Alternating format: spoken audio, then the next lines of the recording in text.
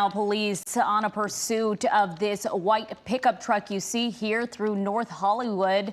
We're hearing that this suspect may be armed. We don't know how many people are in this white pickup truck, but you can see it speeding down these residential roadways.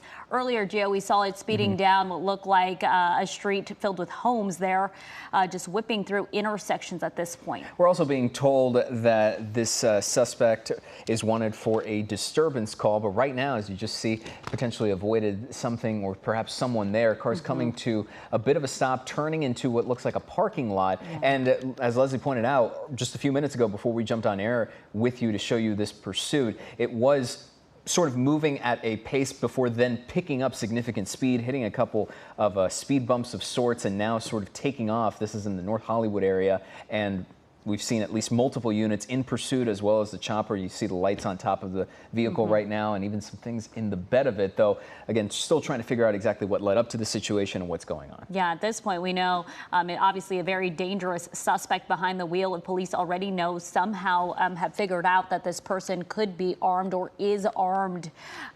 So every precaution they want to take when it comes to stopping this pursuit. But of course, their goal is to get the driver to come to a stop peacefully. So we're going down North Hollywood here, Chandler Boulevard, and it looks like this person is going to just go ahead, take that intersection, not following the rules of the road, as we always see with these pursuits here, going about 70 miles per hour now down residential roadways. And that's an important note there, going that fast in this particular area so far. You see the amount of traffic that's in the way. You see the potential danger that this truck is getting into. And of course, in the Violent Ave, Magnolia Boulevard and North Hollywood area, this is not the 5. This is not a major highway. This is not a stretch of road where you're going to have sort of an unfiltered stretch of miles where he or she can just go for 70 plus miles an hour. But you see this change of speed left and right in an area where just about anything could happen. Notice one officer in pursuit, at least one officer's vehicle in pursuit just behind, as we continue to follow this right now, approaching Toluca Lake. So again, this is a very residential area, a lot of cars, a lot of homes, people who like to take evening walks, perhaps with their dogs, with their kids. It's just a lot of hazards and dangerous situations. Yeah, dangerous situation. I do want to get to Dave Avila, who we have on the phone, retired LAPD helicopter pilot here. Dave, can you hear me?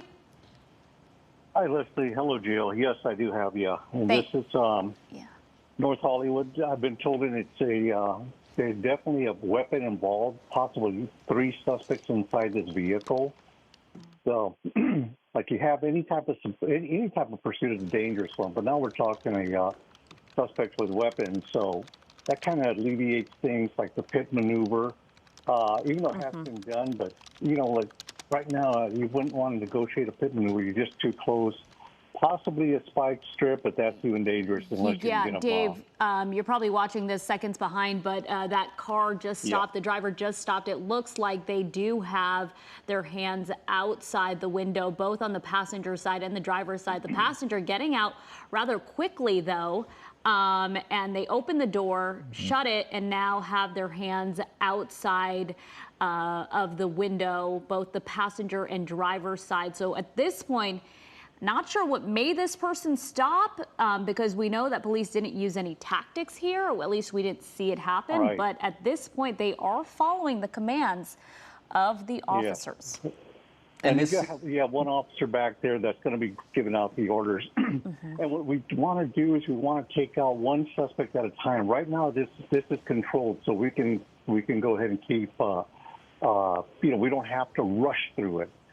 So what they'll do is they'll ask the driver to throw the keys out of the window, open the door from the outside, if they will, and then open the door, step outside, put their hands up, and then raise their shirt up like we've seen before. But what they want to do is they want to take one suspect out at a time.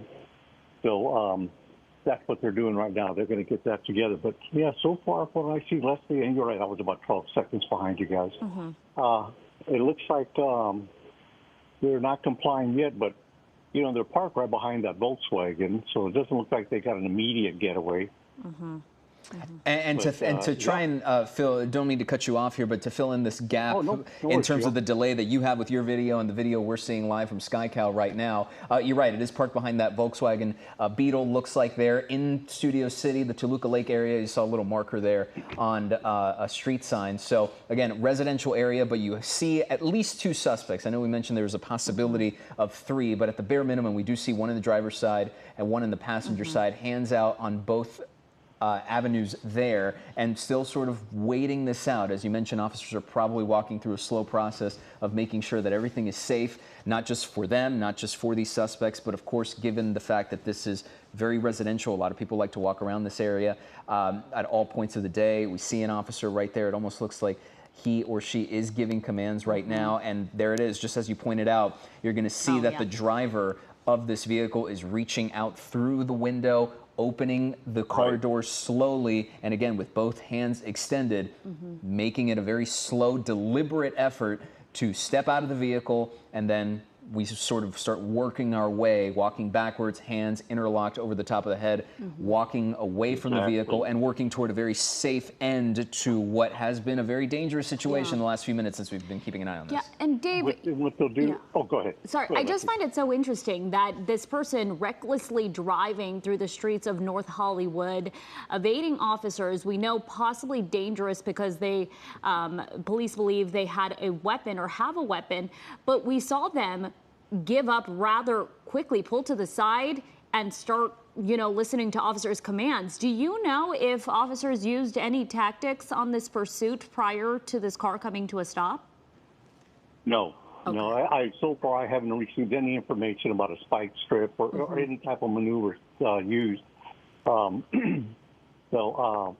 they're going to, but like I said, they're going to take this one suspect down. And the most dangerous thing about this too is, remember, that back window is covered up. It looks like there's a lot of equipment in the back of the truck. So, you always hope for the best, but you're prepared for the worst. So you want each suspect just to comply. We'll see if they do. So far, so good. So it looks like now they're pulling out the passenger. Yeah, that second passenger, on the passenger side door, is also doing following the same procedure that we just saw with the suspect in the driver's side of the vehicle, stepping out slowly, hands up in the air. Presumably see the same thing we just saw a few seconds ago with the other suspect walking toward him and laying down on the ground. As we zoom out from SkyCal, you can see a wider view of this perspective. And going back to that point about what we saw in the trunk of the vehicle, it was just sort of a collection of items, at least from our perspective.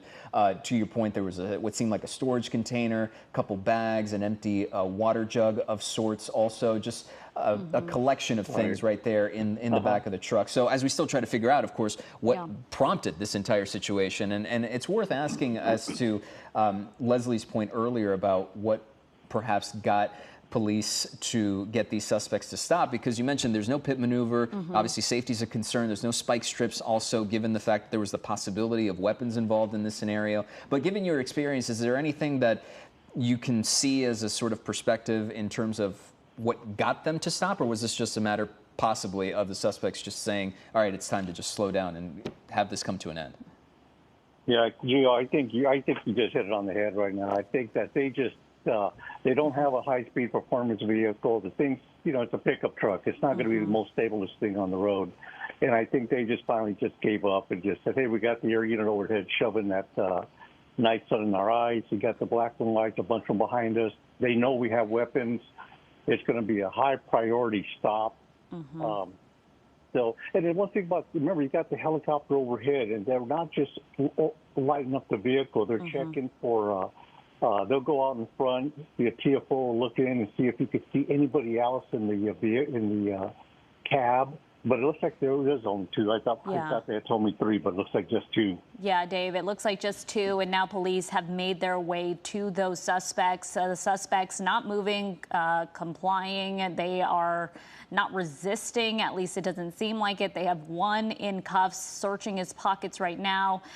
They have the other one right now, able to get him into handcuffs as well, and now searching that person's pockets as well.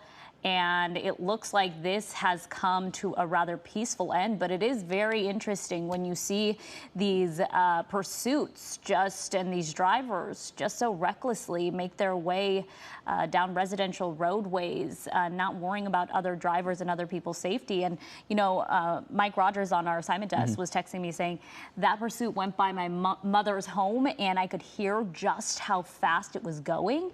And we saw speeds were at about 70 miles per hour, but it, for something, caused these two suspects to immediately pull over and begin to comply with officers. And again, adding to go ahead, Dave, sorry. Oh, no, I was just going to kind of tailgate off of what Leslie was saying, because I was with my kids years ago, and I'm on the side of the road in my private vehicle, and I forgot what I stopped for, and all of a sudden I look in my rearview mirror, and here comes a pursuit, and it is freaking scary. When you got the suspect going by you at 60, 80 miles per hour. So absolutely, if yeah, there's no doubt. It is a very scary thing. I experienced that myself on the streets. Yeah, it is one of those situations you do not want to be a part of, and you just want to pull to the side. Dave, we're going to wrap up here since this has now come to an end. We thank you so much for your time. We appreciate it. Happy Father's Day if you do celebrate. Oh, thank you. And Leslie, Gio, thank you. Of course. We appreciate it. We're going to go back to more news here tonight.